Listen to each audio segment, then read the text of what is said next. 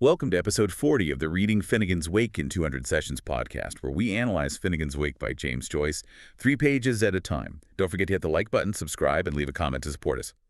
Right, so today we're diving into pages 133, line 25, through to 136, line 33. And this is really where HCE starts to, well, explode, doesn't he? Explode is a good word for it. He stops being, just a character and becomes, well, everything. History, myth, Dublin itself. It's incredibly dense. It really is. He's this massive composite figure. You see him cycle through identities, Irish rebels, kings, historical figures, even mythical beasts. It's all woven into the actual geography of Dublin. And that's our job today, isn't it? To try and untangle some of that density, because it's not really a story in the usual sense. It feels more like a mosaic. Exactly. A mosaic. Joyce is using puns, allusions in multiple languages, very specific historical details. It's all building this picture of contradiction. So for you listening, the aha moments here aren't about plot. They're about seeing how Joyce builds meaning, recognizing the layers. Yeah, and seeing how HCE is defined by those contradictions. His identity is constantly shifting, collapsing, reforming. It's tied to Vico's cycles, always repeating. Failure's built in, you know? Okay, let's get into it. Page 133, line 25. Where do we start? Well, it kicks off immediately with a nursery rhyme, but twisted. Passed for Baba, black sheep, till he grew white, woo-woo woolly. Right. You've got the stutter, the woo-woo, which we've seen before, but the core idea is this transformation, black sheep to white woolly. It sounds like passing, doesn't it? Like racial passing, but almost reversed or rearranged. Precisely. The OED's first citation for racial passing is actually around this time, 1929. Here, the black sheep, the outsider, the one with the stain, manages to somehow pass as acceptable white woolly. It's about sanitizing the past, covering up the original problem. Scrubbing it clean, and then immediately this cleaned-up version gets put on stage. He was dramatized by Mac Milligan's daughter and put to music by one Schubert. Yeah, dramatized. It sounds like dramatized, but also like a toy drum, like he's just a plaything.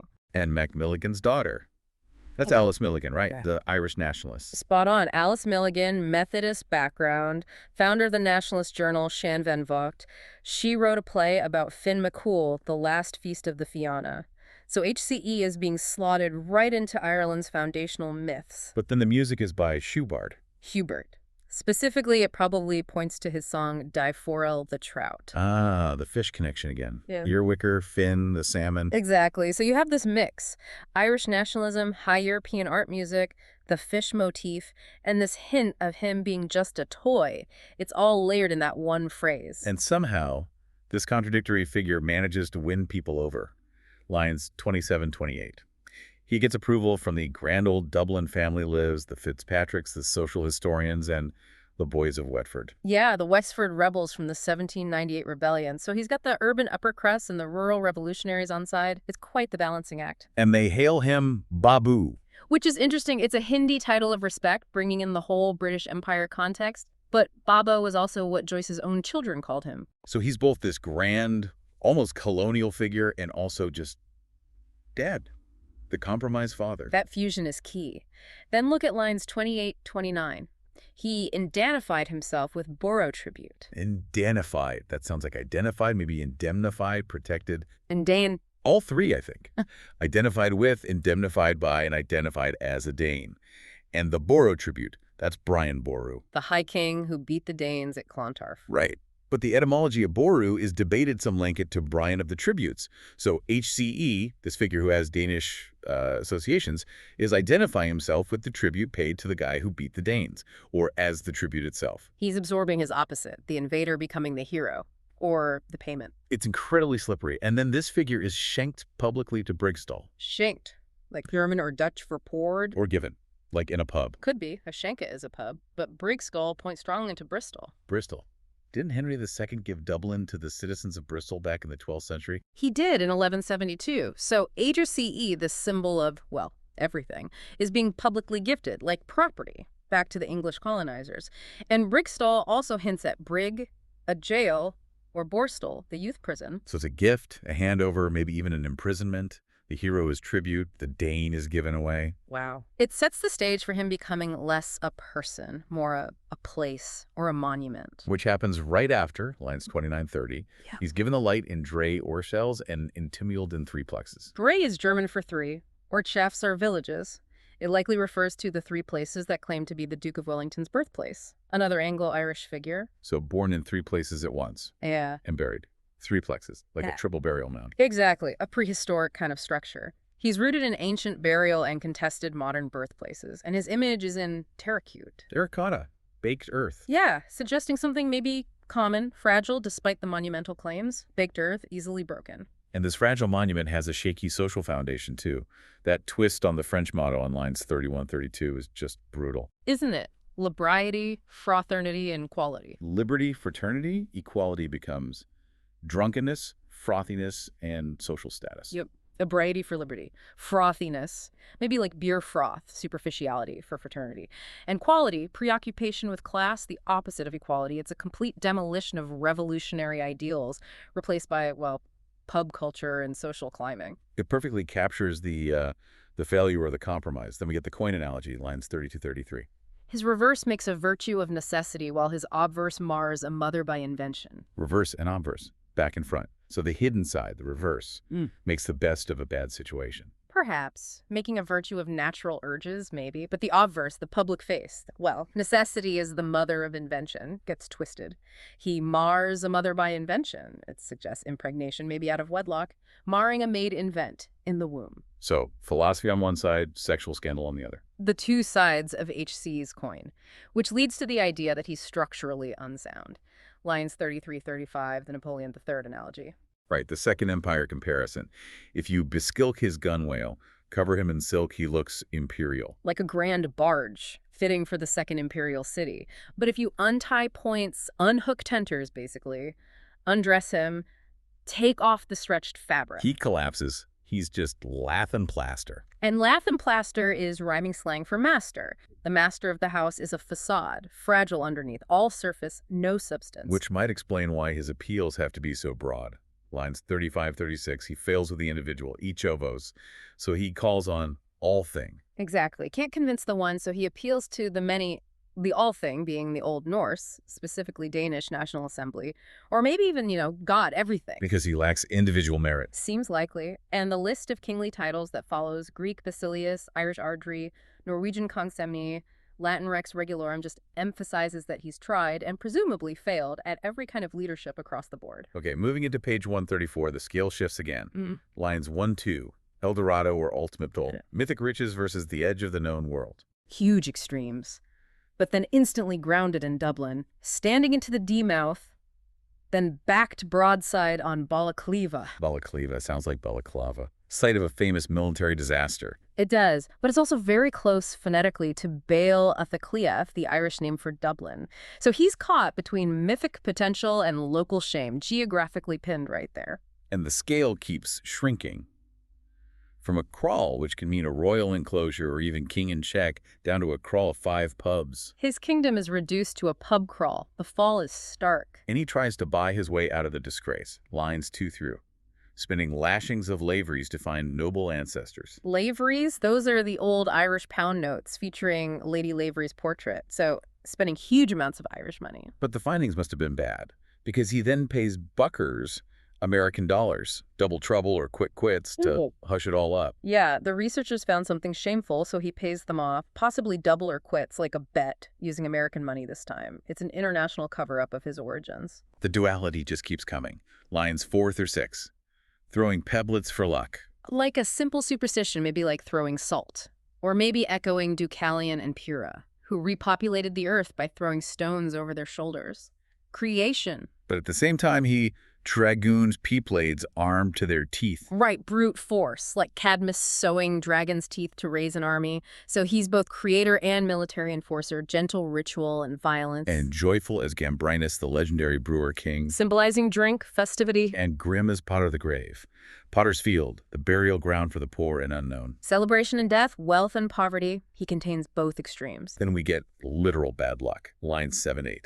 Cards and dice. Ace of hearts, deuce of diamonds, tray of clubs, 4 of spades, bad sequence, and then the dice throw. Deuce ace, rolling a 1 and a 2. Oh, yeah. Very unlucky. And then this sound. Comme bon. Sound of a drum. But it connects to General Cambronne at Waterloo. His famous defiant word, mad. Exactly, that defiant no. And the numbers that follow, twainacy nurseys for a drum, but tree to unno tips the scale. That's 2, 4, 3, 1. Possibly linked to the maidservants in the drum, which could also be slang for a brothel. Cambronne also married a British nurse. It's a mix of military defiance, number games, maybe sex work. It feels like defiance itself is being linked to something base, something scandalous. I think so. Yeah. And that leads straight into HCE as a performer, but a failing one. Lines 9-11, he's got the title role on the silver screen. He's playing Richard III, crookback. Opposite abrasive girdles, Mm-hmm. maybe the actress and brace girdle, or just two girls. Could be both. But the humiliation is immediate. He's replaced by the even more titulars, Rick, Dave, and Barry. Richard Burbage, David Garrick, Spranger Barry, famous actors who played Richard III. Yes, but listen to the names. Rick, Dave, and Barry. It sounds just like Tom, Dick, and Harry. Oh, so it was replaced by just anyone. Exactly. His unique role, his title role, is lost. He's subsumed into the generic, the everyday, which of course is central to the Wake's idea of the recurring everyman. His fall is complete. Right, that sets us up for the next section, doesn't it? More cycles, more coordinates. Exactly. We move into cosmic time, local geography, and the inescapable patterns. Okay, part 2. Starts with the date of Easter again. Lines 12-13. He can start as early as March 22nd. The earliest possible Easter date. But not before Virgin Decant Germinal. 25 Germinal. Germinal is from the French Revolutionary calendar. And 25 Germinal, or April 14th roughly, links somehow to the latest possible Easter date, April 25th. It brackets him within this cosmic contested time frame. His very beginning is a complex calculation. And his identity gets calculated too, lines 14-15. His Indian name is Hepapusis of Jipway, and his number in arithmosophy. Arithmosophy, divination by numbers, numerology. His number is the stars of the plow. The Plough constellation, Ursa Major, 7 stars. But crucially, the starry plough was the flag of the Irish Citizen Army in the 1916 Rising. So his numerological destiny is Irish Socialist Rebellion. It seems so. It links his fate directly to Irish history and political struggle. And that rebellion theme continues. Lines 15-16. He took weapon in the province of the Pike. The Pike weapon of the 1798 rebels also connects to Pike County dialect from Mark Twain, maybe linking Irish rebellion to the American frontier spirit. And he lets fly his fishing line on Eelwick. Earwicker Dublin again. But then the big philosophical statement. He moves in vicus cycles, yet remues the same. There it is, Vico cycles. Explicitly stated, he's trapped in these vicious circles, constantly renewing your muse the same pattern. Rise, fall, repeat. And the local contradictions immediately follow. The drain rats bless his offals, while the park birds curse his floodlights. The lowest parts of the city celebrate his waste, his mess. The higher parts, perhaps the respectable folk in the park, condemn his exposure, his floodlights. He's loved and hated simultaneously, depending on who you ask. This flows into money too. Lines 18-20. A rush of Dublin place names Portobello, Aqueducta, Veracocta, Percarello. Yeah, referencing the Aqueduct, Terracotta Works, maybe Perce O'Reilly, the distiller. And the court transaction, pouring hard cash earned in Watling Street into the soft-clad Shelbourne. Watling Street near Guinness, maybe London's Financial Street, maybe Wall Street, center of hard cash. And he pours it into the soft-clad Shelbourne, the Shelbourne Hotel, Dublin's symbol of luxury and status. So money made in industry or finance gets laundered into social respectability. Something like that. The flow of capital from maybe grubby origins to plush surroundings. It's all part of the HCE economy. Now the conflict shifts to generations, lines 21-26. This feels quite pointed. It is. He brought giant ivy from Tirnanog, the land of the young. But look at his preferences. He likes the soft, youthful, bright, matchless girls becoming women. Okay. But he strongly dislikes the heavy, swearsome, strong-smelling, irregular-shaped men who blot out the active, handsome, well-formed, frank-eyed boys. That sounds specific and uncomfortable.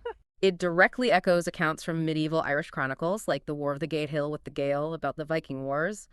The Irish were said to capture the beautiful Viking girls and handsome boys while killing the men.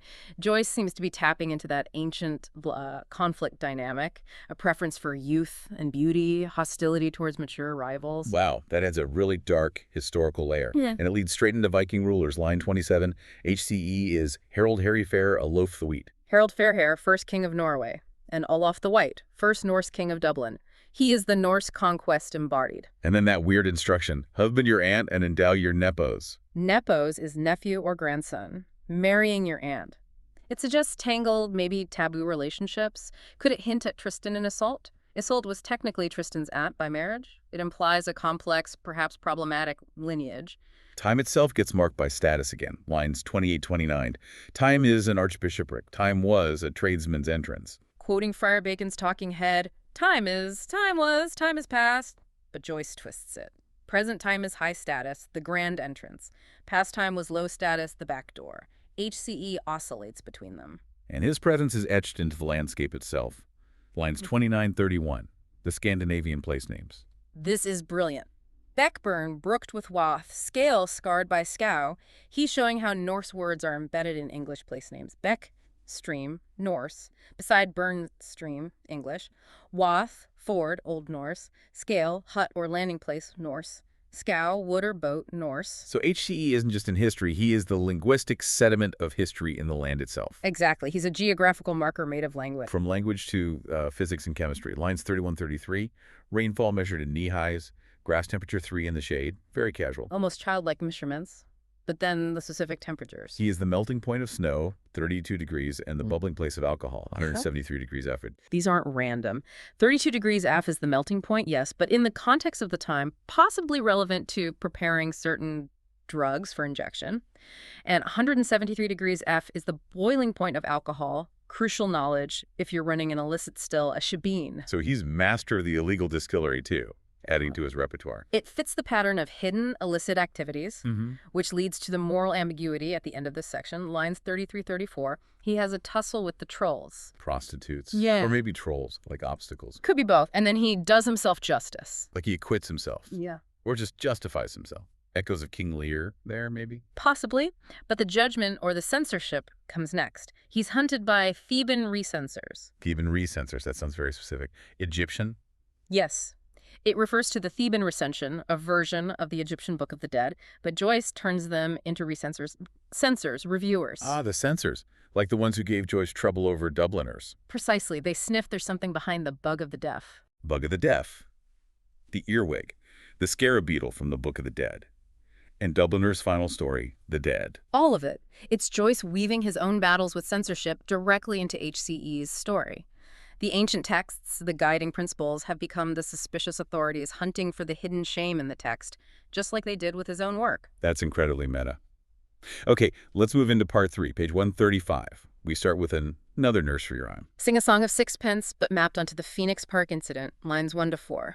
King was in his Cornwall, milking Mark, King Mark of Cornwall, milking making. Seems likely. Queen was steep in amber. Queen Isolde in her bower, having an amour, maybe in the furry glen in the park. Maids shoeing up their hose, all very domestic. Out pimps the back guards. Yes, and pumpgun they goes. The blackguards appear. The pomp suggests maybe gunfire or just the suddenness.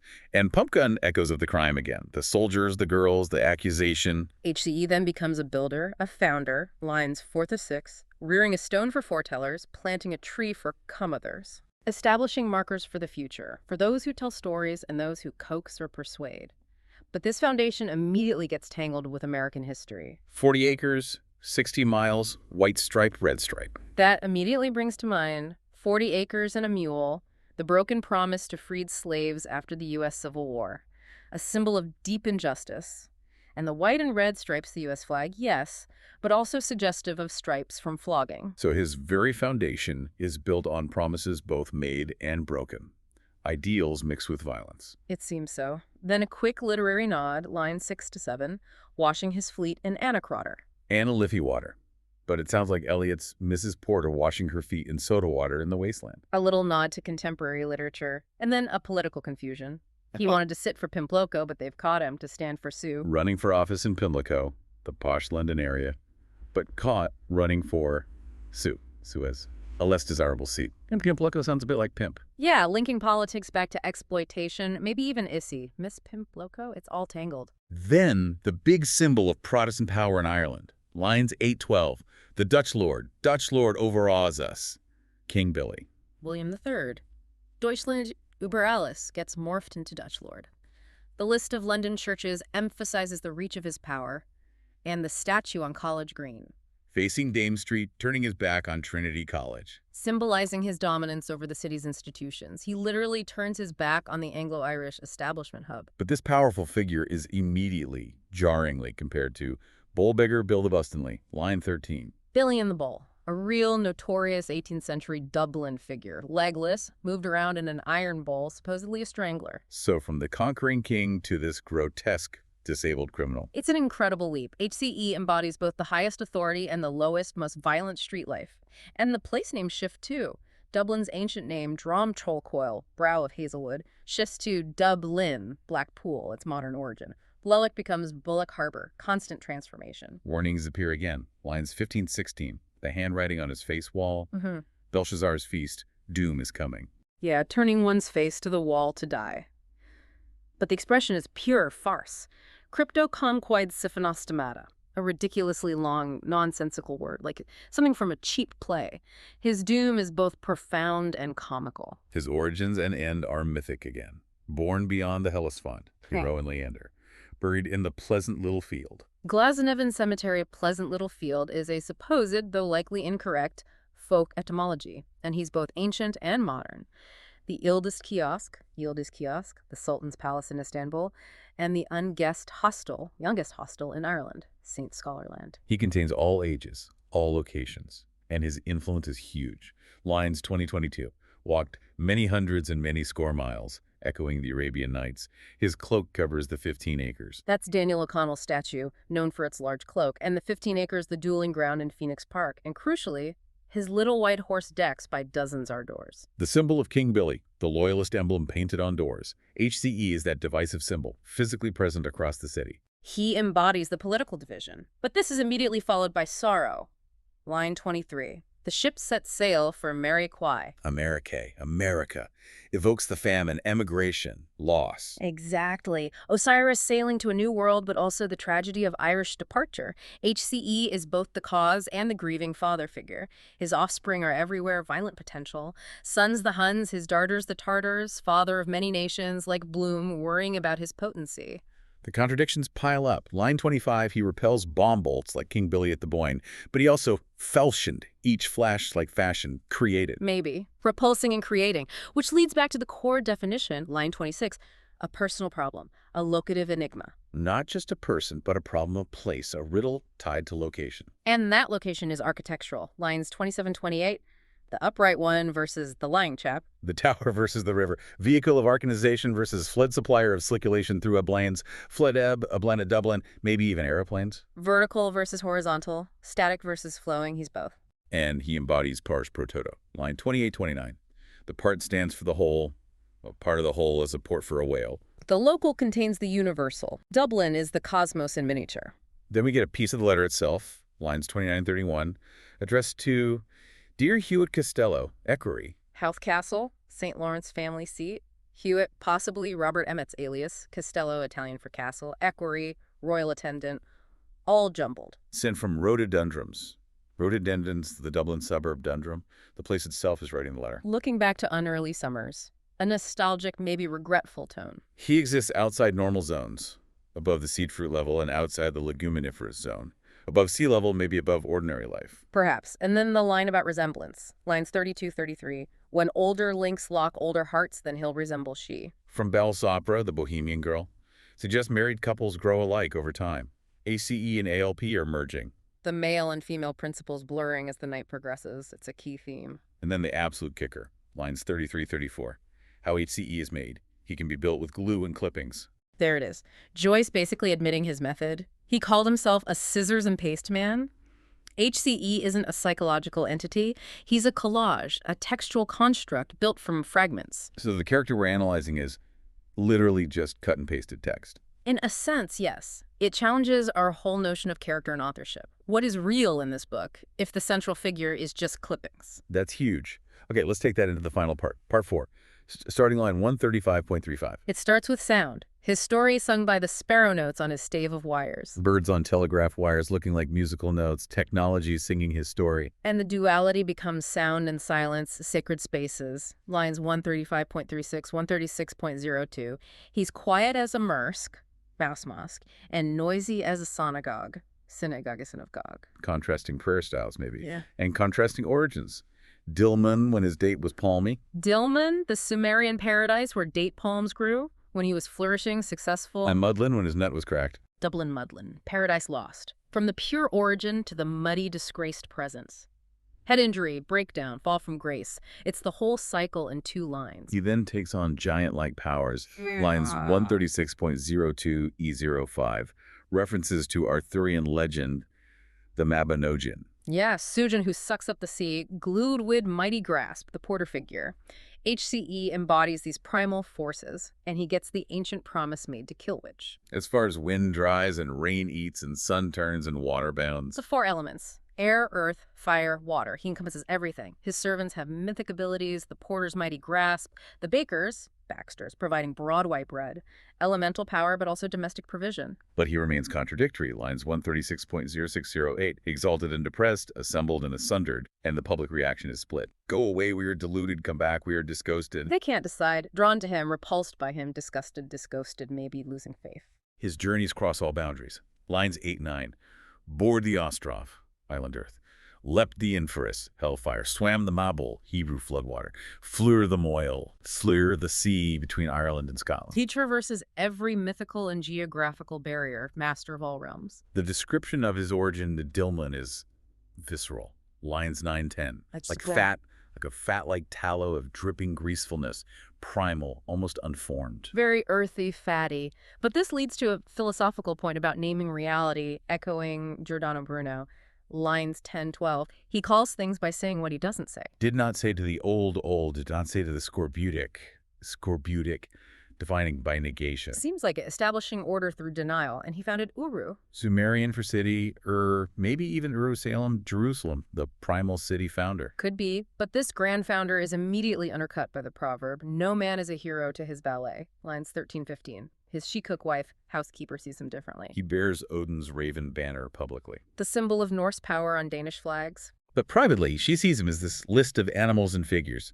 Haycock, emmet, buaro, toro, ostrich, mangy, and skunk. Haystack, maybe. Emmet the ant, or Robert Emmet the rebel. Boar, bull, toro, ostrich, or Austria. And then just mangy and skunk. It's a mix of noble, rebellious, animalistic, and pathetic identities. That's the view from the kitchen. He tries to maintain things, lines 15-17, pressing the beer of ailed age out of the nettles of rashness. Nettle beer was a folk remedy for ailments of old age, trying to counteract time and fulfilling Henry I's promise, cock in his pot pro homo, a chicken in every pot, trying to be the benevolent provider. His roles keep changing too, lines 17-18. From Dapifer, waiter, feast bearer. To Pan-Censor, all-around censor, maybe Panthera, alleged father of Jesus. To Hortifex Magnus, great garden maker, but sounds like Pontifex Maximus, the high priest. Servant, critic, creator, priest, he cycles through all functions. The final lines wrap up the contradictions. Lines 18-19, topes, drunkards, tippled, drank-tattled about him, while archetypes toppled off him. He's gossiped about, but also the source of universal patterns. And he both starts our hairs, flushes them out, scares us, and gets our goat and annoys us. Fear and irritation combined. His roles keep splitting. Line 20, pocketbook, packet boat, financial document and regular ship, or maybe pocket battleship. Suggests both commerce and threat. And Gap Man gun run, hero defending the gap or gun runner. The mood shifts from nostalgia, the light of other days, to darkness. Dire, dreary darkness. Dear Dirty Dublin. His final title, Our Awful Dad, Timur of Torture. Timur the Lame, Tamerlane the Conqueror, fear and torture associated with the father figure. The image of him dodging execution is pure slapstick. Lines 22-24. Avoiding the gibbet by doffing the gibbous off him. Taking off his opera hat agabus removes his hunchback gibbous look and lets him dodge the gibbet. It's a pun saving his life almost. Which leads to that axe paradox. Lines 24-25. Pa's new blade, Papa's new handle. It's Papa's old cutlass Papa left us. The ship of Theseus problem again.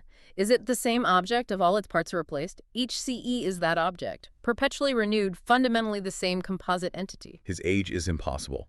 Young-headed, old-shouldered, and midlish neck aged about, he changes constantly, like Lorion the Chameleon. St. Lawrence the Martyr, maybe, and the Chameleon changing constantly, changing endocrine history, hormonal shifts, fundamental changes. And the domestic strife. She drove him Dave till he drove her blind up, daft, blind, a cycle of mutual destruction. Ending with the final day-night split. Lines 29-32. Doves and pigeons, white, day, perch on him at Ballsbridge. Ravens, dark, night, trap him near Kingstown Harbor. Light and dark, peace and threat. The very end uses that Irish triad form, line 32-33. Triumph of the rep, comfort of the priv, prosp of the pub. Triumph of the Republic State, comfort of the private sphere, prosperity of the public pub. The three pillars of his contradictory existence. And the final image. His head wood, it's ideal if his feet are ballet clay. Head of wood, ideal, maybe like a figurehead. But feet of clay, the idol doomed to fall. And ballet clay is literally Baal-athically of Dublin. His feet are the muddy ground of Dublin itself. So after all that, HCE is this immense, contradictory figure. King William and Billy in the Bowl, Dillman and Mudlin, noise and silence. Built from history, myth, Dublin's streets. And built, as Joyce tells us, with glue and clippings. He's a text, a compilation. Which leaves us, and you listening, with a big question, doesn't it? If this central figure, this hero, is just a scrapbook creation, what does that say about searching for truth in history, or even in ourselves? Are we all just collections of fragments, pasted together, constantly replacing the blade and handle of the axe, calling it the same thing? It suggests identity itself is a kind of text, constantly being rewritten, renewing the same story on the same muddy ground. A challenging thought to end on. The stability we look for might just be an illusion, a collage. Definitely something to ponder. Keep digging into those fragments, and join us next time for another deep dive into Finnegans' Wake.